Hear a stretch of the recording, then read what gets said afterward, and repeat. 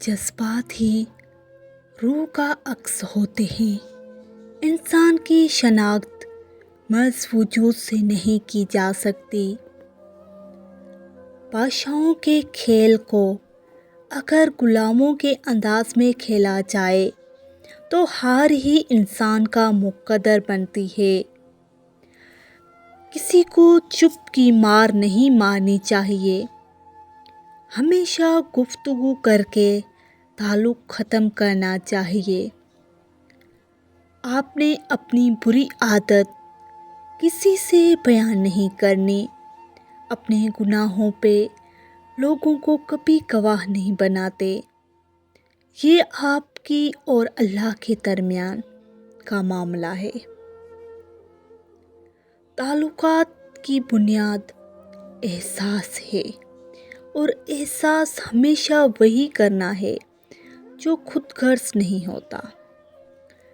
ناخوشگوار چیزوں کو خوشگوار طریقے سے قبول کرنے کا نام زندگی ہے۔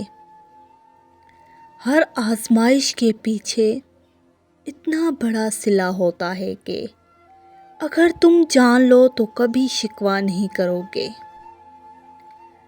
صرف پھول اور درخت ہی نہیں، کبھی کبھار انسان بھی مرجھا جاتے ہیں۔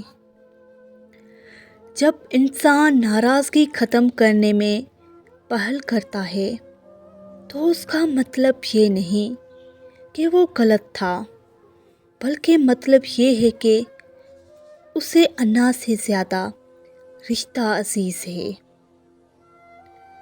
بعض اوقات لوگ دل میں باتوں کو رکھ کئی ایسے لوگ کھو دیتے ہیں جو ان کی دل سے قدر کیا کرتے تھے۔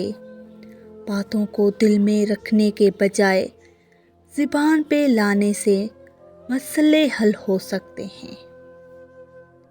دولت کس چیز کا نام ہے؟ اولاد کا راضی رہنا، ماں باپ کا راضی رہنا، دوستوں کا دوست بنے رہنا اور صحت قائم رہنا۔ مجھے رب کی ذات پہ اتنا یقین ہے کہ آج اگر وہ مجھے کانٹوں سے گزار رہا ہے تو یقیناً گلابوں تک پہنچانے کے لیے۔ رشتے پودوں کی طرح ہوتے ہیں، جس طرح پانی نہ ملنے سے پودے مرجھا جاتے ہیں، اور اسی طرح پیار اور وقت نہ ملنے سے رشتے بھی مرجھا جاتے ہیں۔ ایک سا وقت کبھی بھی نہیں رہ سکتا۔ دن بکھرتے ہیں، سنورتے ہیں، گزر جاتے ہیں۔ ہم نے بھیڑیوں سے اعتماد، شیر سے ہمت، چیونٹیوں سے تعاون اور کتوں سے وفاداری سیکھی۔ سوال یہ ہے کہ انسان نے انسان سے کیا سیکھا؟